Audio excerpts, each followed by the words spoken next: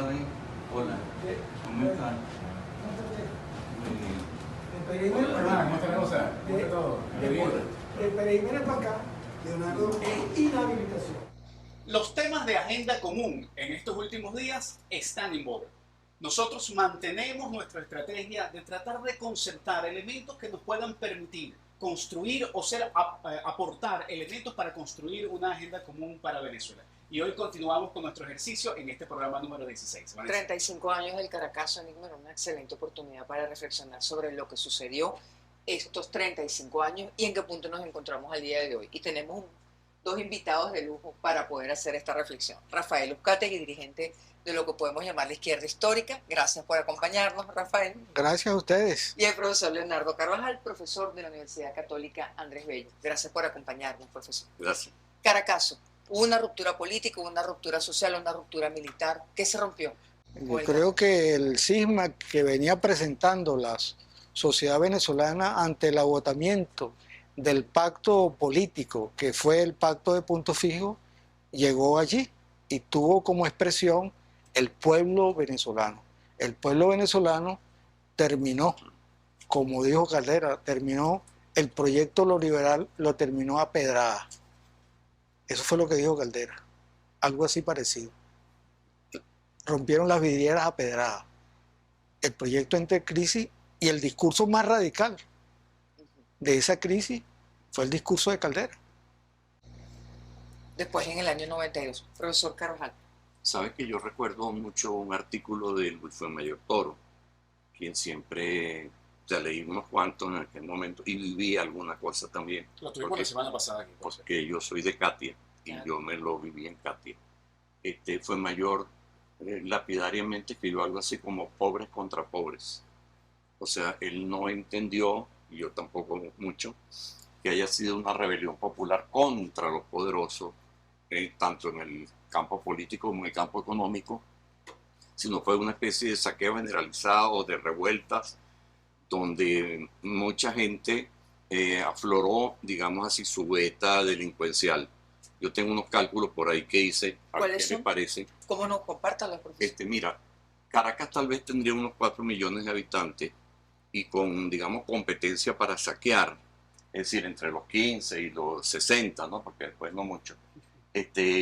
Tal vez serían unos 2 millones de venezolanos, los que estábamos en Caracas. ¿Y cuántos salieron a saquear? Es el cálculo que uno hace. Y yo juego con dos cifras, 40.000 y 100.000 como máximo.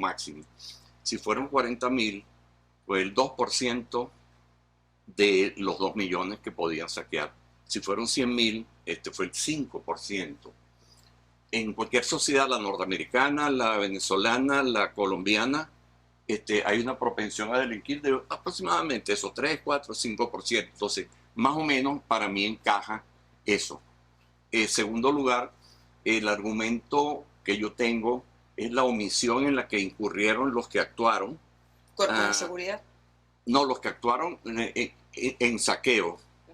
Yo no vi, nadie pudo tomar una foto de 1.000 o de 50.000 personas que hubiesen ido a la sede de Fedecámara. O sea, en los movimientos populares se va a tomar la Bastilla o se va a tomar Miraflores. Nadie tomó la Bastilla. Nadie fue a Miraflores, nadie fue a Fedecámaras. Esos son los dos símbolos del poder político. Pero a la bodega del Porto de la esquina, sí. O al Centro Comercial Propatria, o a Cada. Exactamente. Rafael, ¿qué reflexión haría? Totalmente contrario. Al contrario, claro. Ya comenzaron los disensos. No hay problema, de eso se trata. Todo lo contrario, eso es una lectura desde arriba, de una visión elitesca, de no entender lo que son los procesos de enajenación, alienación, a lo cual estuvo sometido el pueblo venezolano con todo lo que fue el punto fijismo. ¿Qué eran las romerías blancas? ¿Qué eran las convenciones políticas de Adey Copey? Era la élite. Y la élite actuaba así. Pero los saqueos no solamente se dieron en las barriadas populares, se dieron en las organizaciones de clase media. Ejemplo, el centro comercial en la parte de San Bernardino arriba, saquearon un centro comercial que está al interior de una urbanización donde vivía el rabino Pinchas Brenner y donde vivía el agregado militar de la embajada de Israel. ¿Qué cree usted Y que sucedió, entonces? saquearon ahí. ¿Qué fue? La gente respondió y así es el pueblo. Yo voy a citar un libro de la Guerra Federal de un señor que se llama José Rodríguez, se llama Contribución a la Guerra Federal, que escribía desde el tiznado a su hijo, a su sobrino, que estaba en embajador en París, y le empezó a explicar lo que pasaba en la Guerra Federal. Y decía, el cura Escobar, ¿te acuerdas del cura Escobar? Ya no es pastor de almas, ahora es pastor de ganado. ¿Y te acuerdas del caporal tal? Bueno, ese caporal le dio un lanzazo al patrón. Entonces habló de eso. Entonces, ¿tú sabes qué decía? ¿Qué decía? En 1800 tal. Esto es el comunismo en acción. O sea que las clases altas venezolanas ya sabían que había un fantasma que recorría el mundo. Pero se puede Entonces, afirmar, en ese esquema no se entiende que se estaba quebrando una sociedad, que se quebró el puntofijismo, que los partidos, esos partidos que tenían sujeto todo, ya habían perdido el control social, ya habían perdido el llegarle al pueblo y organizarlo. ¿Y cuál se contuvo? Se rebelaron. Porque así son las rebeliones. ¿Qué dice Leonardo Carvajal sobre esto? Yo creo que sí habría, no sé si quiebre. Un objetivo político. O sea, el 27 de febrero tuvo detrás un objetivo político. ¿O no lo tuvo? Desde la perspectiva... ¿Cuántos y qué grupos pidieron la salida del presidente o del equipo de gobierno? ¿Cuántos y qué grupos fueron a Miraflores? O sea, allí no hubo expresión política. O sea, todo lo que se haga de reflexiones es a posteriori. Pero su impacto fue político al final. Claro, pero todo eso que ocurre, es decir, a comienzo de un gobierno que llegó con una montaña de votos, claro. Sí te está expresando serias grietas en toda esa construcción, en toda esa armazón puntofijista. En eso estoy de acuerdo. Una demostración es que 4 o 5 años después se quiebra el puntofijismo porque llega Caldera con un chiripero. Entonces ya no es adeicope el bipartidismo, se quedó quebrado 4 años después. O sea, todas esas eran señales hay un consenso, de que algo se caía. Hay un consenso. En que se quebró el puntofijismo, o se empezó a quebrar. ¿Se quebró? Claro que sí. Ahora, eso, digamos que de esos polvos vinieron estos lodos, como dicen popularmente. 35 años después estamos en una situación similar, una situación peor, mejor. Hay un quiebre. Hay un quiebre profundo. ¿Tú sabes cuántos dirigentes del PSV están en Estados Unidos? No. ¿Usted sabe cuántos son? Yo te puedo decir algunos de ellos. Está Alejandro Andrade, está García Plaza, está aquel que fue, bueno, un conjunto de nombres. Está ahí Rafael Icea. Y de oficiales que fueron parte del proyecto de Chávez. Y paradójicamente no huyeron. ¿Qué lectura Paradójicamente no huyeron ni a China, ni a Vietnam, ni a Cuba, ni algo similar. Huyeron a Estados Unidos. ¿Qué significa esto para ¿Qué usted? significa eso? El tamaño de la crisis. O sea, la crisis no se presenta con una ruptura clásica. Las crisis son así, por eso es que son crisis. La crisis tiene novedad. ¿Y qué novedad tuvo el 27 de noviembre, el 27 de febrero de 1989? ¿Qué novedad? La irrupción de un pueblo. ¿En la búsqueda de qué? No fue en la búsqueda, en la negación. Porque negaron todo.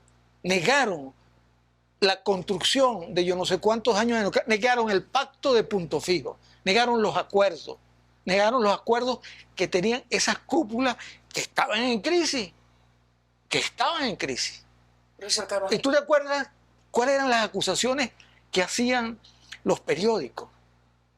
Que era que la presencia de Fidel Castro en la coronación de Carlos Andrés Pérez, Fidel Castro se había organizado y se había reunido para crear la crisis. Y nada tan ajeno. O sea, los que conocemos hemos tenido relaciones con Cuba. Yo he tenido relaciones con Cuba y he tenido relaciones con el Partido Comunista Cubano. El Estado cubano fue uno de los más sorprendidos que en Venezuela, con lo que ocurrió, lo que discutían cuando regresó Fidel Castro ya, era que Pérez era el absoluto dueño del poder, que tenía un enorme respaldo popular. Y menos de un mes después, los cubanos estuvieron sorprendidos, así como estuvieron sorprendidos el 4 de febrero de 1992. Rafael, le damos la palabra a Leonardo. Profesor, Rafael dice que hay un quiebre profundo ahora. ¿Hay un quiebre profundo ahora? Mira, ¿O qué palabra usaría? Yo supongo que cuando la ideología que todo gobierno tiene y que, digamos, es el elemento que contribuye a la persuasión de la multitud, además de la coacción, pero la coacción o la represión es cuando no tiene más remedio. Cuando esa ideología dista demasiado de los hechos, de las realidades, yo creo que se opera unas implosiones silenciosas primero en los ciudadanos, en los seres humanos. Entonces, claro, cuando tú tenías unos gobiernos que se decían socialdemócratas, socialcristianos, primero tenían la palabra social.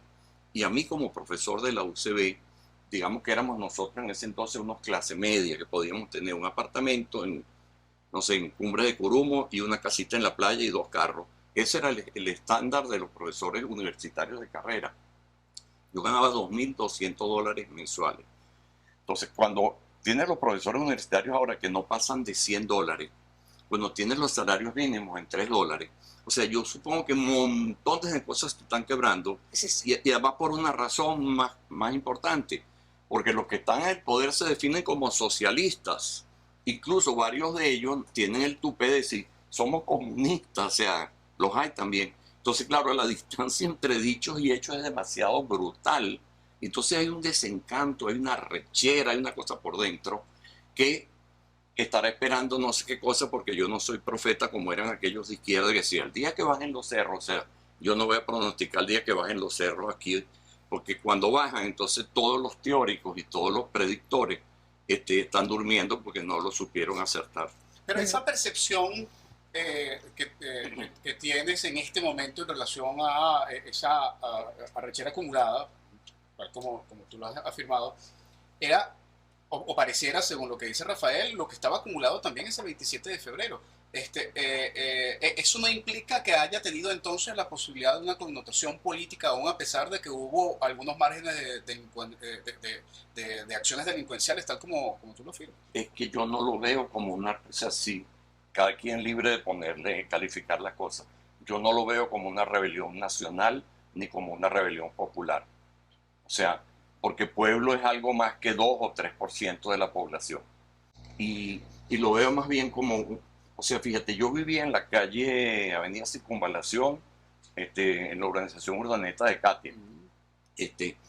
Yo recuerdo esos 3 días allí, que la gente de las lomas de Urdaneta temía que la gente de Nueva Tacagua fuese a saquearlo. Claro. Y nosotros temíamos que los de los bloques de Urdaneta nos fueran a saquear. Y los de la calle Colombia pensarían que los de la izquierda. Pues y yo vivía en Propatria y la gente se armó en el edificio pensando que iba a ser invadido por las brisas de Propatria. Y los del este, la gente vive en el este, como decía aquella novela de Pérez y Clarín, estaría pensando, ¿cuándo vienen los de Katia a arrasar? O sea, vivimos, pero eso lo vivió el 98% de la gente. O sea, a menos que haya algunos sociólogos, estadísticos, demógrafos que me convenzan de que más de 100.000 personas saquearon. Si saquearon 100.000, 5%. Si sacaron menos de 100.000, que yo creo que fueron menos, de 2, 3%. Esos son los delincuentes hoy en día en cualquier barrio, incluso clase media también los hay, porque ahí también se delinque. Vamos a otro Caracazo en este momento, Rafael. Hay las condiciones objetivas para que ocurran hechos parecidos o similares. Pero no las acotaciones que hace el profesor Carvajal, al cual lo estoy conociendo hoy, pues no lo conocía. De esas cosas maravillosas de Agenda Común. Y gracias por presentármelo. Nuestro productor José. Porque, gracias por presentármelo, pero no tengo, porque siento respeto por él. Siento respeto. Yo siento respeto por esa Venezuela honesta, decente, honrada, ética. Frente a eso. La intervención de él se parece mucho al discurso de Rena Ottolina, que tenía un partido, creo que se llamaba Fórmula 1. Fórmula 1. Creo algo así parecido se llamaba. Un partido, y entonces empezó a hablar de los cerros, que estaba la gente de los cerros ahí. O sea que Ese discurso es muy parecido, porque es un discurso de la clase media. Es un discurso de la clase media que comenzaba a depauperarse, porque la depauperación de la clase media no llegó, no es originaria de Chávez. La clase media fue desapareciendo porque se operó y operaba el discurso que se había hecho célebre con dos libros esenciales.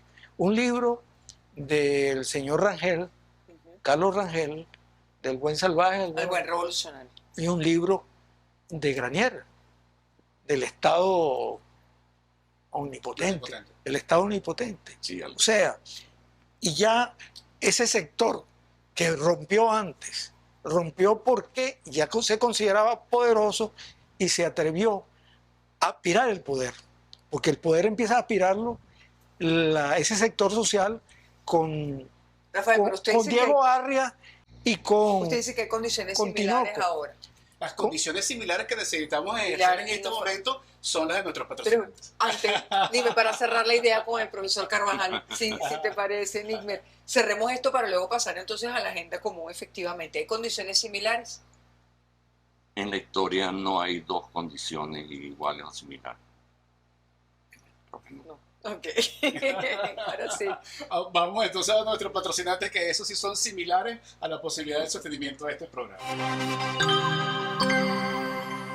Y yo quiero empezar con nuestro patrocinante de hoy, la cuña de hoy, siempre incorporándose nuevas personas que creen en este proyecto. Saca de la nevera esa relación en mueblería para todos. Tenemos el sofá perfecto para que te sientes y vuelves a hablarle a esa tía con la que te peleaste porque era chavista o era opositora. Se insultaron, se pelearon, pues nosotros tenemos el sofá para que te sientes a hablar con ella. O el armario también para que guardes allí esas peleas inútiles que nunca debieron ocurrir, esos gritos, esas diferencias, todo eso para el armario y, como dicen, para la cola. Acércate a nuestra tienda y encontrarás el mejor mueble para un verdadero reencuentro. Y nuestro patrocinante estrella, ese que financia prácticamente todo lo que estamos haciendo nosotros aquí, Zapatería del Otro. Lo invitamos a que se calce los zapatos del otro o la otra, y así usted va a poder sentir una nueva forma de caminar. Tenemos distintos modelos, entre los que se destacan la colección Coincidencia y Tolerancia. Conozca lo que se siente caminar con los zapatos del otro y descubra una nueva forma de caminar. Y tenemos estos zapatos puestos hoy, ojalá ustedes se los puedan poner también. Y vamos a hacer ese ejercicio de agenda común. 35 años después, ¿cómo podemos salir de este atolladero, de esos quiebres en los que ustedes coinciden que sí hay? Allí sí están, yo creo que ustedes en una onda, o sea, muy pertinente, porque de verdad que cualquier cambio, cualquier transición, cualquier movimiento progresivo hacia vivir de verdad una democracia participativa, una reconstrucción económica donde tienen que remar mucha gente, o sea, los empresarios altos, los medianos, esas empresas comunitarias, mucha gente tiene que remar.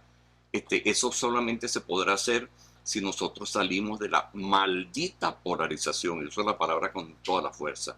O sea, porque... Usted que es un hombre religioso, esa palabra tiene mucho peso. Sí, porque es una palabra maldita, porque es la palabra que ha separado a los humanos. Y hablando entonces de lo religioso, o sea, el que dice que ama a Dios y no ama a su prójimo es un mentiroso.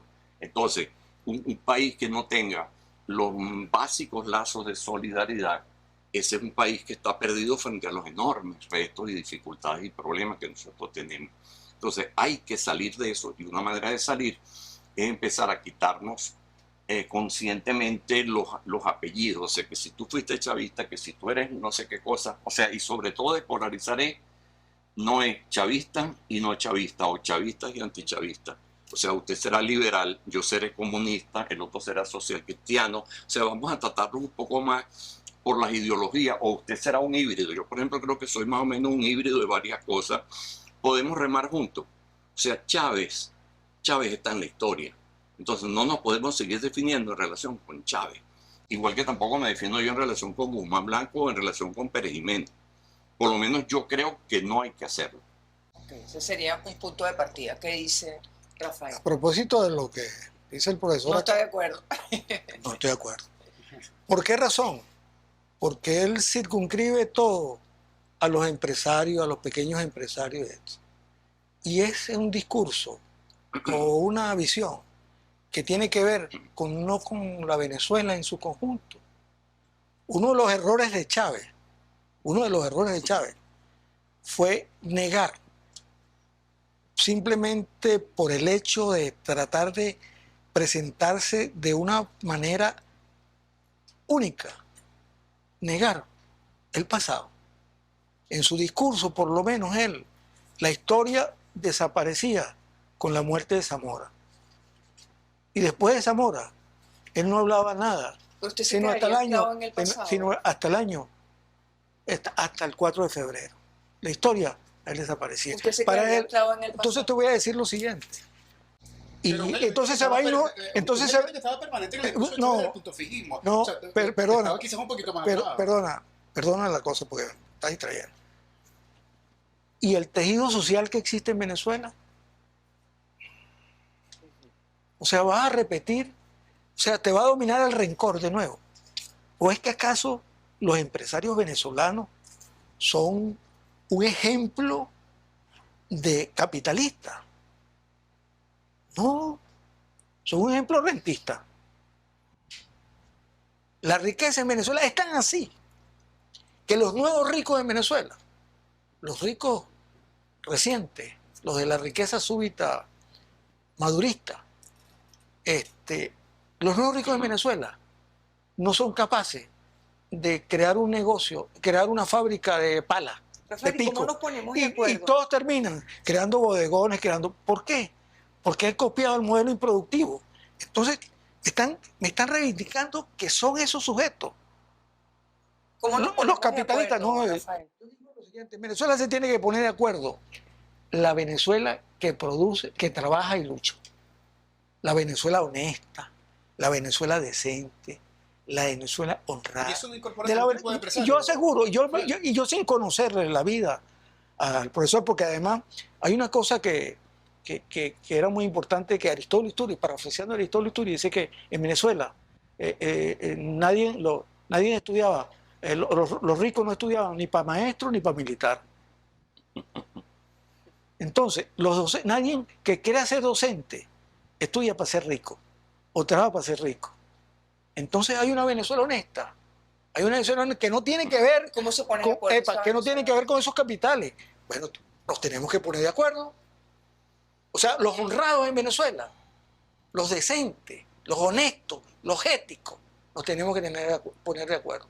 Y en eso yo doy la mano. Pero ahí coincide. Yo doy la mano, pero no cito que es la salida clásica. Los empresarios, los medianos empresarios, no. Yo los cuento. En los honrados, yo los cuento, los cuento. O sea, porque si hay algo que es tramposo, es la historia del capitalismo venezolano. Ahora, que además lo creó el Estado venezolano con la renta petrolera. Rafael, usted dice que cualquier cambio debe ser por los honrados ponerse de acuerdo. El profesor Carvajal dice cualquier cambio debe salir de la polarización. ¿Qué punto común ven? Yo te puedo proponer algo. De lo que dijo él hace un rato, hay una cosa que me llegó profundamente en acuerdo, y es que ese intento de Chávez de que la historia era Bolívar, Zamora y él, o sea, eso ha sido profundamente negativo. Si a eso me le suma la realidad de la generación digital, que de historia no quiere saber absolutamente nada, entonces llegamos a un desconocimiento tan brutal que realmente las multitudes, o sea, los que son jóvenes de mediana edad, van a ser o están siendo presa muy fácil de ideologías extremistas, de personajes carismáticos extremistas. En Venezuela está pasando Chávez en un momento dado, María Corina Machado ahora. O sea, entonces la gente se va por millones por aquí, se va por millones por allá. Entonces, claro, yo tengo aquí yo le comentaba a Vanessa el otro día una encuesta que yo hice a 50 estudiantes de comunicación social del octavo semestre y el de conocimiento de la historia, o sea, incluso ayudado, diciéndole, por ejemplo, Rafael Arias Blanco, fue arzobispo de Caracas, que hizo una pastoral en el año 57 sobre Gómez, y después fue campeón mundial de peso mosca, que el año 1958, a lo mejor tú sí sabes, el campeón. peleó contra no sé quién, un argentino. O sea, unas cosas así absolutamente locas. Ayudados así, de conocimiento brutal. A Monseñor Arias Blanco le conoce el 3%. A José María Velas, el de Fe y Alegría, en Universidad Jesuita, el 7%. Chico, a Raúl Saías Baduel el 23%. A Jorge Giordani, que es el autor del modelo terrible que nos está aplastando, 19%. Ya le puso el apellido terrible.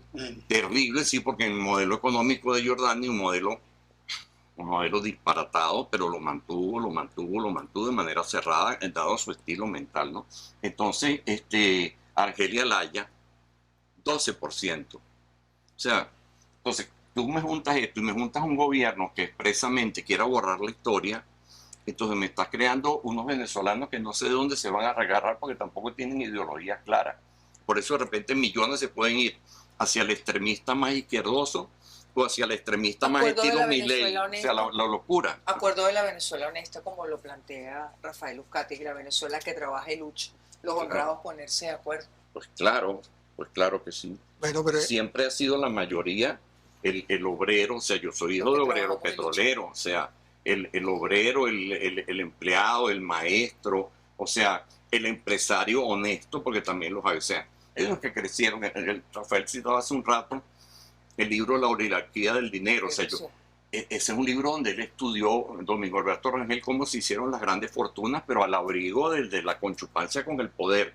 Pero no, exacto, pero no todos los que son empresarios han tenido esa experiencia. Y mira, y en Venezuela, Francia, donde sea, algún tipo de connivencia con el poder tienes que tener, porque poder es poder y si no te aplasta. Rafael, que te dice que tiene una propuesta. Una propuesta, pongámonos de acuerdo en la Constitución. 100%. Pongámonos de acuerdo en la Constitución. 100%. O sea, en la Constitución, que hay cosas en la Constitución que yo por lo menos he insistido que en la Constitución la palabra negro no existe. Existe pluriétnico y pluricultural. Nos reconocen a los negros como nos vestimos, como bailamos, pero no nos reconocen como el actor económico, como el sujeto que llevó a la acumulación de capitales para que existiera la oligarquía que existió. Pero si pides eso, tienes que incluir también a los blancos. ¿Y cómo lo defines? No, los blancos están en la Constitución plenamente identificados. Pero no y los indígenas, y los indígenas también. Ahora, sí, ponerse de acuerdo. Sí, y los indígenas también, los blancos. Ahora, la palabra negro, yo le he dicho, yo me he quedado asombrado de muchos chavistas que yo le he dicho, la palabra negro no existe en la Constitución, ni la palabra partido. Existe organización política. Rafael, cuando usted dice ponerse de acuerdo en la Constitución, ¿qué significa eso? Ponerse de acuerdo. ¿Cómo se pone en práctica? Bueno, vamos a una transición que es particular, porque no es la transición para decirle a los capitalistas venezolanos que ellos son una maravilla. Si hubieran sido una maravilla, esto no fuera un país rentista, fuera un país altamente productivo. Ni siquiera han podido meterse en la línea de producir y de industrializar el petróleo, los hidrocarburos. Venezuela fuera una potencia natural en la producción de derivados y sin embargo no lo es.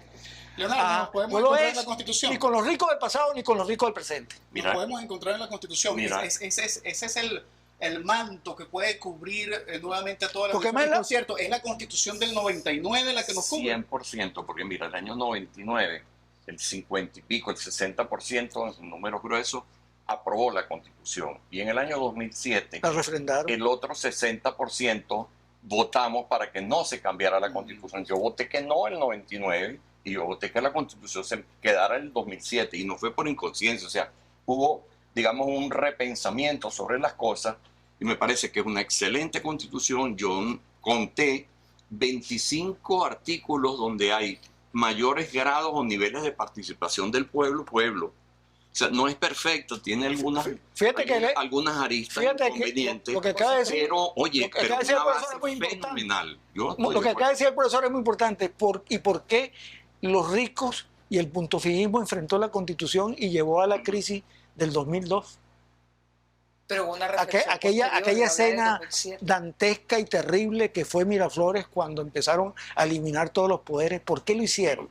Por el odio que subyacía, el odio de los que perdían el poder. Eso es lo más grave que existe en Venezuela. ¿Usted cree que Que estamos atrapados en el odio de los que quieren retornar y en el odio de los que no quieren irse. Y estamos atrapados en esos dos odios que tienen que ver con la riqueza, que tienen que ver con la riqueza que han acumulado. Desde la época, desde el levantamiento de Rolando y Matos, la oligarquía venezolana no había logrado tener liderazgo. Ahora la oligarquía venezolana tiene liderazgo.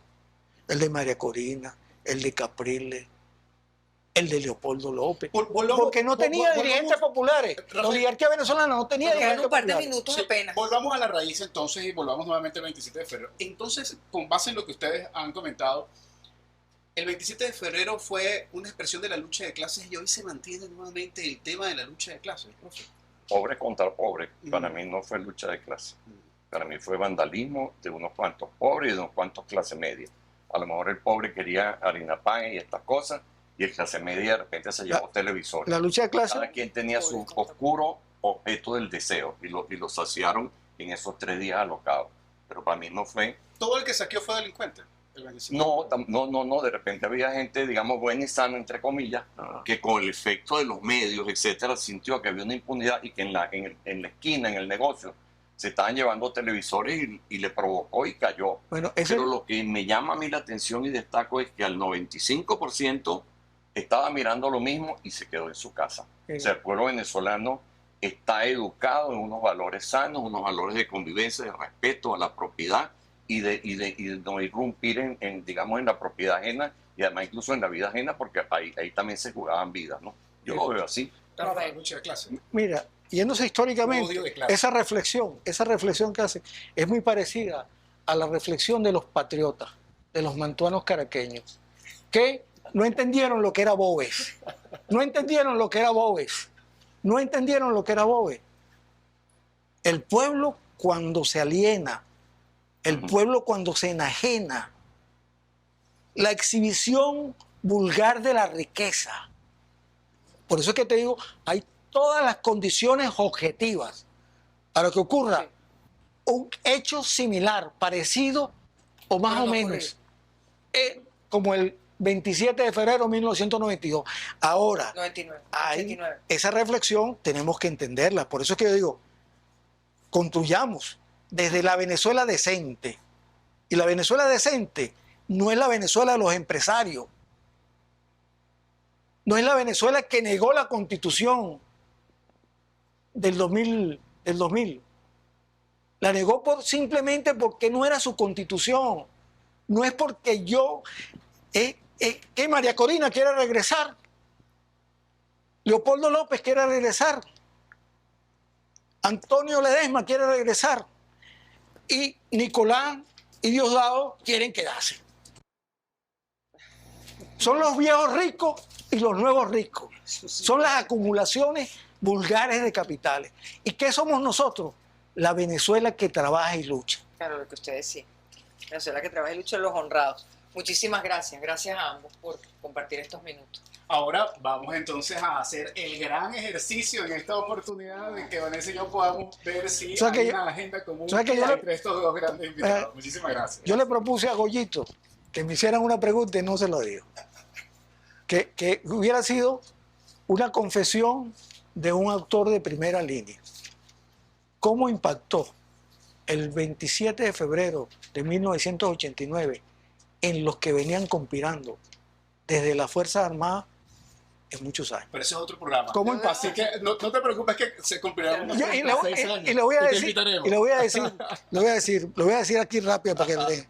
El grupo Armas, que fue el grupo más organizado y con mayor visión de las cosas, fue desplazado por el MBR 200.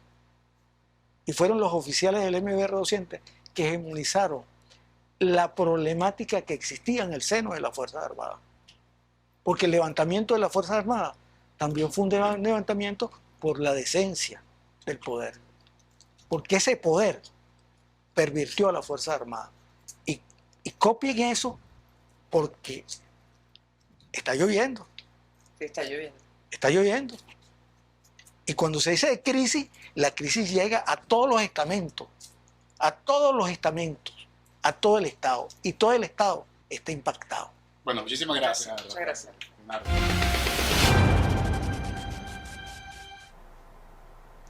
De esta conversación, de este intercambio entre Rafael Uzcategui y Leonardo Carvajal Nigmer, hay elementos en común que pareciera que no, pero vamos a empezar con las diferencias para cerrar con los elementos en común. El pueblo actuó contra el modelo político, el modelo económico, es lo que plantea Rafael Uzcategui. ¿Qué dice el profesor Leonardo Carvajal? Un elemento que no deja de ser llamativo. Nadie fue a Fede Cámaras o a Miraflores, que podrían ser considerados los centros tanto del poder político como del poder económico. Ahí hay un punto de diferencia, evidentemente. Hay condiciones similares. Rafael Uzcategui, como veterano dirigente político, considera que sí, que hay condiciones para una situación similar, para algo como lo que vivimos con el Caracazo. El profesor Carvajal dice que no se repiten dos hechos de la misma manera, no habría condiciones similares de acuerdo con su óptica. Puntos en común: quiebre del puntofijismo.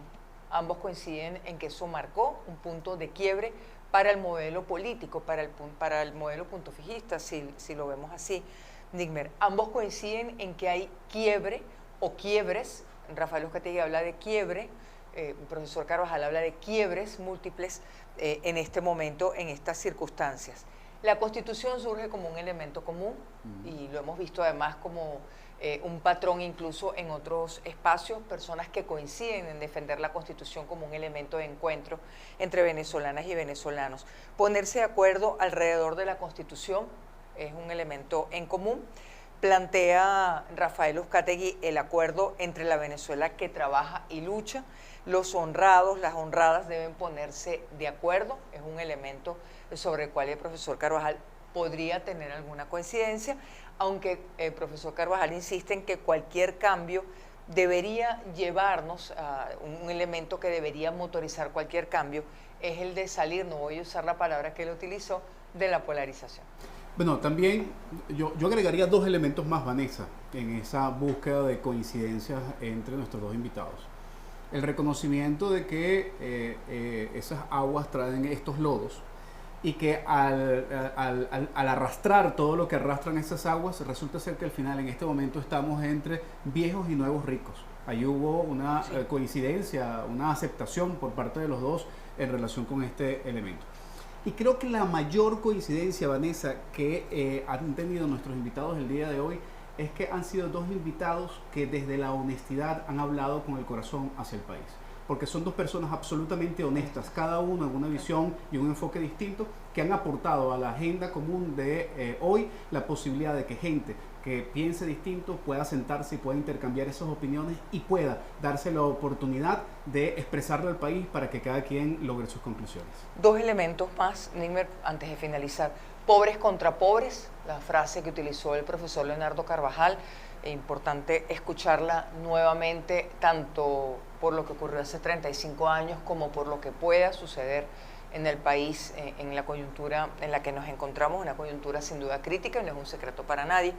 Y lo que plantea Rafael Uzcategui también con su visión, considera que estamos atrapados entre el odio de los que quieren volver y podríamos decir que el cinismo de los que no se quieren ir. Otra coincidencia muy importante que creo que también nos hace rememorar en qué circunstancias estamos en este momento es que no hay nada más honesto que un educador y que quien tiene la vocación de apostar su vida por educar a otro no quiere hacerse rico. Y la lucha de lo que se está haciendo en este momento es precisamente de aquellos que lo único que quieren es un mejor país, indiferentemente de si quieren o no acumular riqueza en ese sentido. Muchísimas gracias, como Vanessa. siempre. Claro que sí, será entonces hasta el programa número 17, ¿verdad, Goya? Hasta el número 17.